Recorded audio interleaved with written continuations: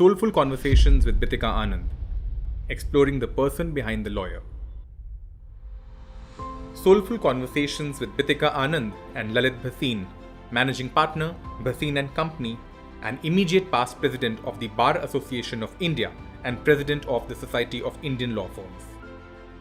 Hello and welcome to Soulful Conversations with Bithika Anand. I'm excited to commence this journey of unraveling the authentic self of all these stalwarts, and I'm sure that viewers will love this unique show that presents the making of these icons. And I would also like to thank Bar and Bench for being our media partners. And on this soulful note, I'm pleased to welcome none other than Dr. Lalit Bhasin. Hello, sir. Yeah. So, before starting giving his any formal introduction, I think everybody knows him. He doesn't need an introduction. He has given his life to the legal profession. And I think his soul is very much entrenched in the legal profession. So I'm sure we're going to have a very interesting conversation with him. We hope to hear from him his experiences, which maybe probably he's never shared with ever before, So anyway, on a formal note, his formal introduction is Dr. Lalit Bhasin is the managing partner of Bhasin and Company. He started his law practice in 1962 and has been in the industry for the past 6 decades. He has held various prestigious positions, including the immediate past president of the Bar Association of India and the president of Society of Indian Law Firms.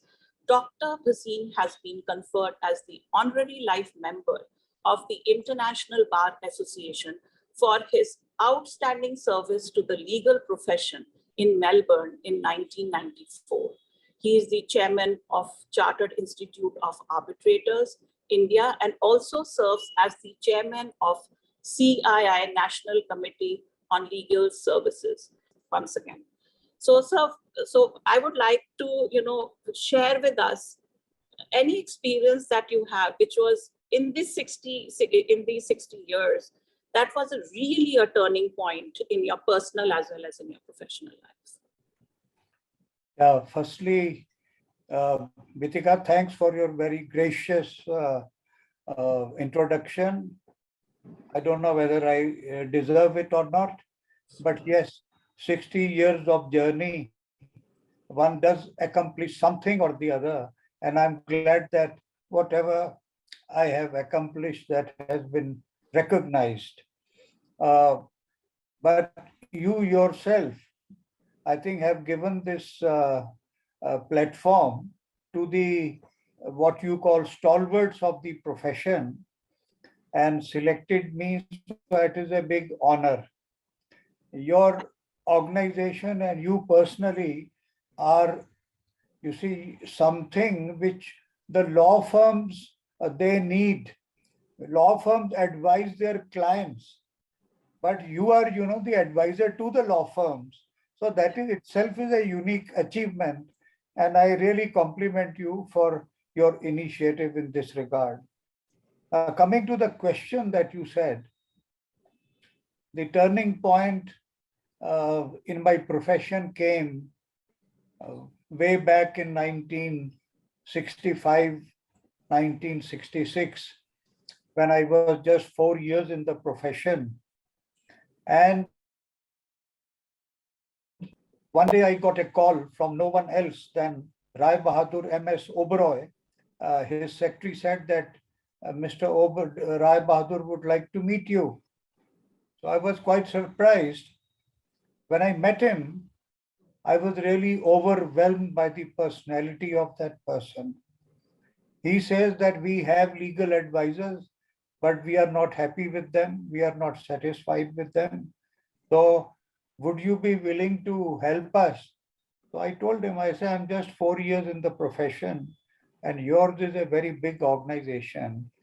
So he said, no, I believe in young Turks.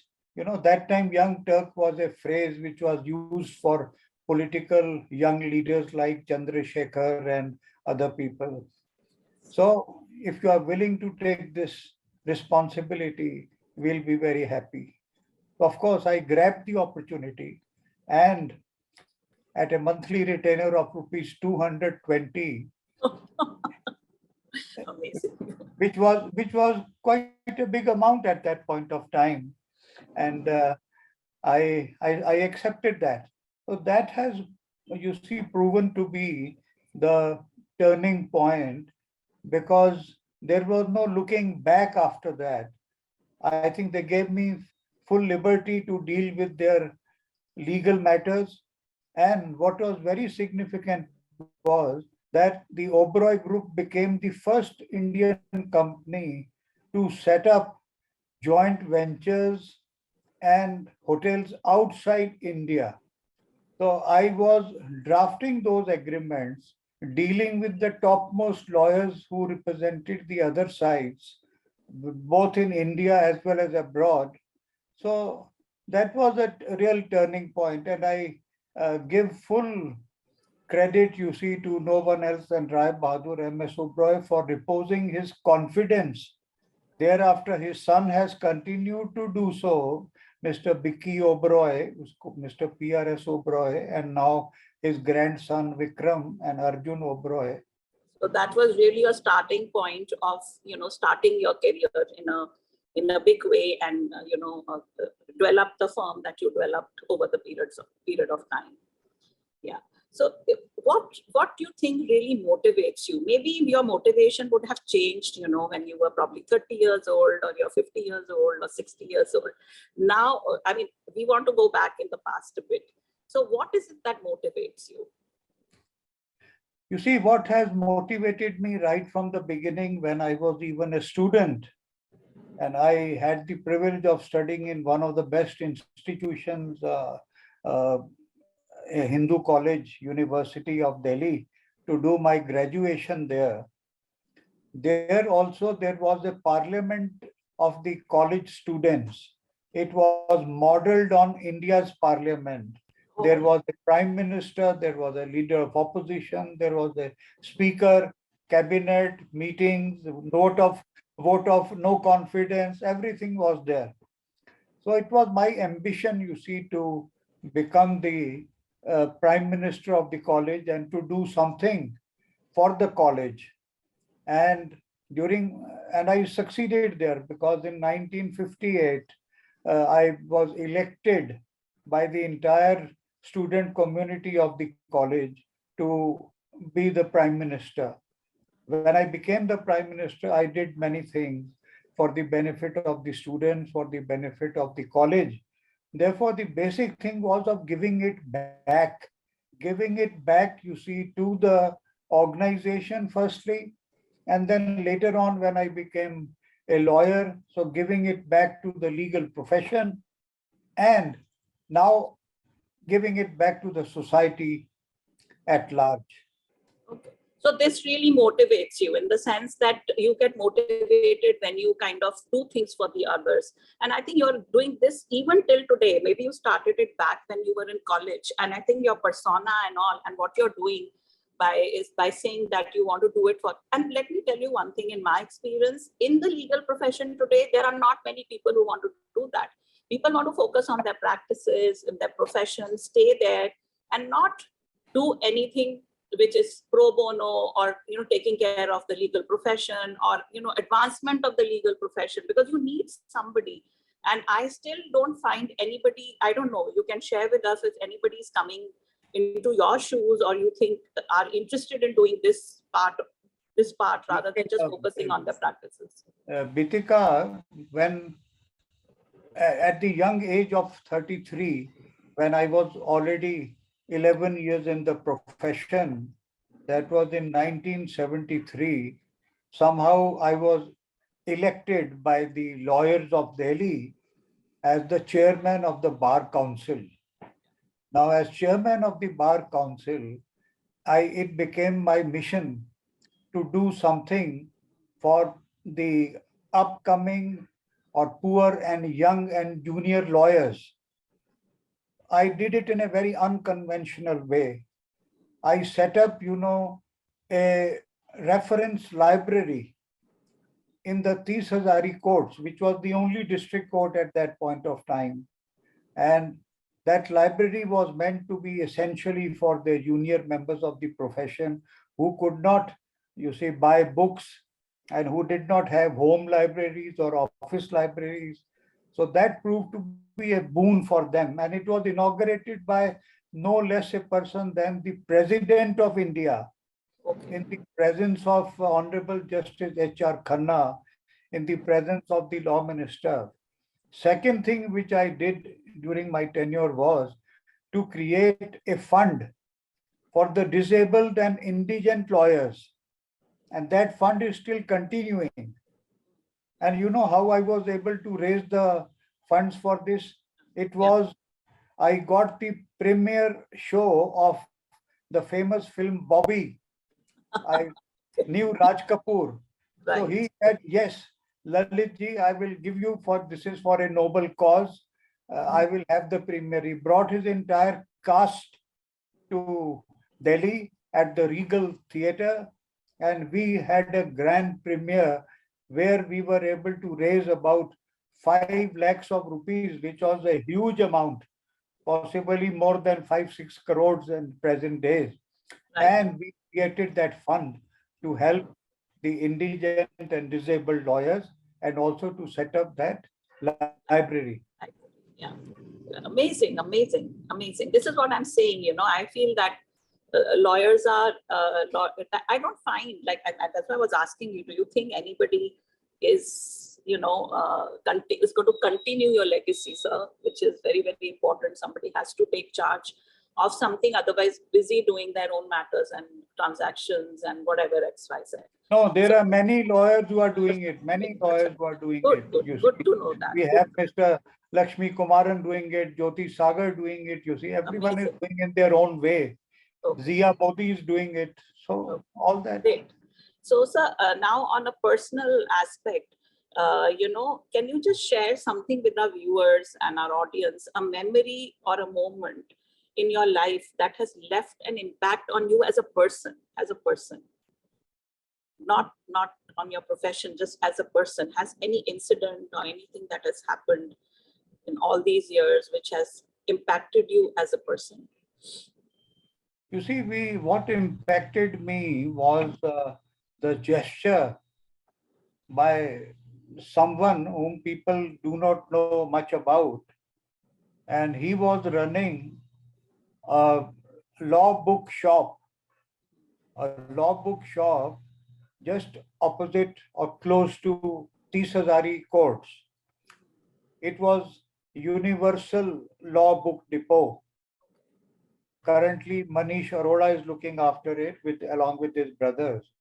But his father, that is Mr. M.G. Arora, who was running the shop sitting at Tisazari, one day he saw me just going through browsing through, you see, the books, the law books and all that, because I could not afford any library. So I just went there to see what new publications are there. And he saw me going through that. He said that the price of this book is so much, the price of that book is so much, but you want to read them? I say, of course, that is why I'm here in your shop. I want to read them, but I can't afford them. And these are not to be found in the library because they are the latest publications. He said, don't bother, Lalit ji. I don't know whether he called me Lalit or he called me Lalit ji. He said, you take these books for 3 days and go through them and return them to me. I will not charge you anything.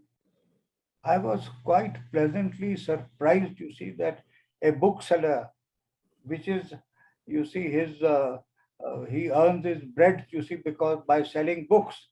But that gesture literally floored me, that here is someone who is genuinely trying to do something for the legal profession and particularly for the young lawyers, the junior lawyers. And I'm very happy to see that he then developed Universal Book Depot into a very large, big law publishing house, which is recognized all over. And his children, his sons, they have done a great job. So that was virtually which impressed me, that uh, how one can give it back to the society. So So it that kind of was, touched you. His gesture kind of touched you. yeah, that touched me deeply. So, sir, if you were not a lawyer, what you would want to be? I know you will say that I always wanted to be a lawyer, but if it was given a choice, or like if you didn't have a choice to be a lawyer, I would rather ask it this way. Then what would you have wanted to be? I would have loved to be a singer. I would love to be an artist. In my college, in Hindu college, you see, I was known as Talat Mahmood of Hindu College, because I used to sing his ghazals, his songs, and all that. And I am very fond of music, you know. Right. So if it was not law, it would have been something pertaining to arts, arts in the form of music, and music also like vocal music. So I would have loved to be in the same league as my favorites like Talat Mahmood and Mukesh and Mohammad Rafi, Lataji, all So that. yeah, That so yeah, did you get an opportunity to learn classical Hindi music, to learn it, or it's just natural?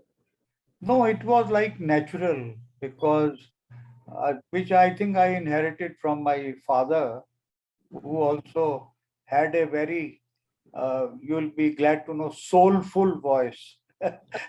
He used to sing, you see, very good ghazals and very good bhajans, and it was all natural. He was also not a So trained it's a singer. DNA. It's a Yeah. DNA. So I just inherited this from him, and I'm uh, pleased to tell you that even my daughters and my son, they possibly have inherited this from me, From oh, and okay. they have a good ear for music and all the forms of different forms of art. Yeah, great. So now on a different note, we for the lawyers, maybe for the young lawyers more, and the upcoming lawyers and upcoming law firms, and so is there any thing that you can tell them which will inspire them, which is like more like an inspiration to them? See, firstly, there is no shortcut in this profession. One has to uh, go What- through the entire drill, starting from the lower courts, practicing there, rubbing shoulders, you see, with the poor litigants and appearing before the lower judiciary. There is no shortcut. You have to learn it. And for those who are in corporate practice also, first thing they must learn is how to do good drafting, because clarity of expression, whether you are a litigation lawyer or you are a corporate lawyer, that is very important. And that is why I said clarity of expression, which means the vocal expression as well as legal writing expression. Your legal writing has to be very good, and only then you can be. But too much of reliance on technology, I think, may not go well with the type of profession that we have. I have seen now abbreviated forms of expression being used. People have forgotten the art of legal writing. People have forgotten, you see, how to draft good pleadings, how to draft good agreements. And my colleague Jyoti Sagar has been emphasizing this fact repeatedly. You see, that what we need is a simple English to be used, not this legal jargon. That is where I think the younger generation, the up and coming and the emerging law firms, they need to look very seriously how to promote clarity of thought. That can come only if you know the law, and then clarity of expression. That Correct. is both in terms of appearances in the courts and in legal drafting. So that is my message to them. No shortcuts. Go through the long way, and success will be at your doorsteps.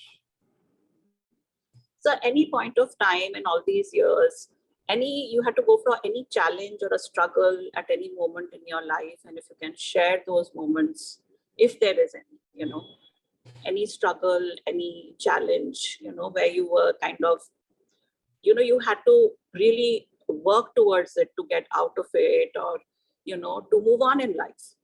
Anything, personal, professional, anything. I can't say that I had to struggle, because that time, what people may consider today as struggle, we had to take those things in our stride. Right, correct. For instance, my family was uprooted from Pakistan, and we were refugees. And I was 7, 8 years old at that point of time. Oh, So if you call it that period of struggle, yeah. the struggle started from there. My father struggled because he was a very active lawyer in Rawalpindi. Then he had to eventually settle down in Delhi. It was not easy, you see, to make his mark in the beginning in the profession, but he struggled, and he taught us how to struggle. My mother struggled in Right. order to ensure that even if we are refugees, we should always be properly dressed, properly clad when we go to our respective schools. That is my siblings and myself. So all that carried on till the time my father was able to settle down. And then when he settled down also, I used to go to my school. Did not have even scooters, the two-wheelers at that time. They also came later on. So that was a period of struggle. Then we used to call in college, we used to have these uh, DTC buses, Yes. coaches Yeah. taking us our respective places to the college, and then there used to be the four-wheelers called the patpatis, which used to operate, you see, from different parts to Connaught Place and all those areas. So it was, but I never considered that as struggle. But if you look at it now, the facilities and the amenities that people, even the in the lower classes, the poor people, they have, we did not have those. But I would not call it a struggle. It was a part of our life, a way of life, and we had to take it in our stride. And we are thankful to our parents, you see, for that, for inculcating that feeling in us that doesn't matter, things will improve. And with their blessings, things did improve. My initial period in the profession was full of struggle, because I was one person who got married even before I became a lawyer. I got married in 1961. So I had my responsibilities. It was a hard struggle for 3, 4 years till the Oberoi group, you see, came to be my client. But even that passed, you see, we were able to, my wife, Madhuji at that time was able to raise our daughters, and eventually they got married also. Now we have grandchildren. My son from my second wife, Nina, who herself is a very distinguished lawyer, more than 42 years in the profession. So all, I think they feel uh, that struggle is a part of life. So one Right. should not escape from Yeah. that. One Yeah. should try. Absolutely. I think if during the struggle time, I mean, I use the word struggle, but because you took it so positively and you took it in a stride, I think that is where you are today. I think that is very important learning, I think, for all of us also. Now on the real, like we've been calling these conversations soulful. So I just want to know what is, when you use the word spirituality, or what comes to your mind, or what do you think about spirituality? Is there something like spirituality? You see, I don't know what is meant by spirituality. If it means, you see, believing in certain gods, certain religions, and all that, I am not a spiritual person, although I value dharma, dharma which is a course of conduct and which is deeply enshrined in Hinduism. Right. Our Hinduism is nothing but a code of conduct, you see, of what one should be doing in life. And there could be no better proof of that than our Bhagavad Gita, which actually encompasses everything which life is, what life should be, and all that, and karma, what is the do your duty and forget about, you see, the results and all that. So I'm not a spiritual person that way, but I believe in Hinduism. I don't believe in the rituals connected with Hinduism. I don't believe absolutely in what rituals and all should be performed, because I feel that dil ek mandir hai. You see, Mm. the God's abode is in your heart only. So Yeah. dil ek mandir hai. So that is where God lives. You don't Right. have to go outside anywhere. Absolutely. So Absolutely. that is my personal view. People may not agree, but I hold that view. Absolutely right, because I think whatever is, like you said, is everything is within you. I think everything is within a person, and you have to evoke, from within to find all. You get all answers; they are all within you. We think we'll get answers from outside sometimes. Uh, my Sometimes most of the times we don't get it. my soulful my soulful connect more is with my family. Okay. That is with my wife, with my siblings, with my daughters, with my son, with my grandchildren. That is the soulful connect I have, and with my colleagues who work with me in my office, and the entire legal fraternity who has given so much of their love and affection to me. Right, absolutely right. Like people leave, people go on the whatever mountains and all that. But I think you are a person within being in the family. Your spirituality, your happiness, your peace comes from being with the fraternity. And I'm not saying family means only family. Is people that you've been interacting with.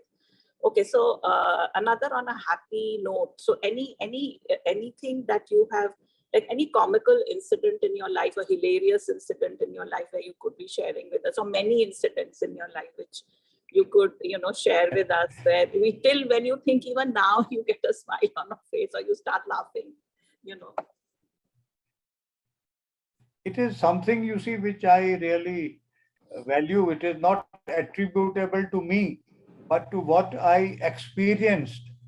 And that is actually connected with the legal profession, but it shows the person about whom I'm going to tell you uh, Mhm. what sort of court craft and what sort of presentation, which may be good, you see, for our young lawyers who appear in the courts. You see, I'll tell you that there was this Oberoi Hotel, which is there in New Delhi, when early in early 1970s, their license, bar license, liquor license was cancelled because at that time you could not serve liquor to Indians. So when the inspectors came, they saw some Indians who eventually turned out to be foreigners, but they were of Indian origin.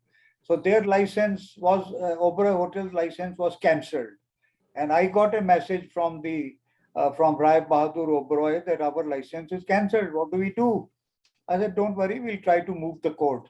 So I drafted the petition, did everything, completed the formalities of filing the petition, and I requested Mr. C.K. Daftari, after that who had already retired as the Solicitor General and Attorney General. I requested him to appear for us. So he appeared in the court. Justice Hardy was the presiding judge in the High Court, and both Justice Hardy and Mr. Daftari were very fond of their evening drinks and all that. And that they knew because they used to meet socially also. So Mr. Daftari got up Your Lordship, looking into the eyes of Justice Hardy, he says, so many people have been deprived of their means of sustenance. Justice Hardy said, notice and stay. That was a remarkable thing. You know how the court craft works, and that sort of a presence of mind, that how Daftari conveyed, the entire case in one sentence, and then Justice Hardy fully up because he had read the brief. So Absolutely. So I'm sure you must be having a lot of these humorous anecdotes, when people appear in court, also like you mentioned just now. So anyway, so sir, thanks so much for your time. And I think it was a beautiful conversation that we had, which was very different from normally we have.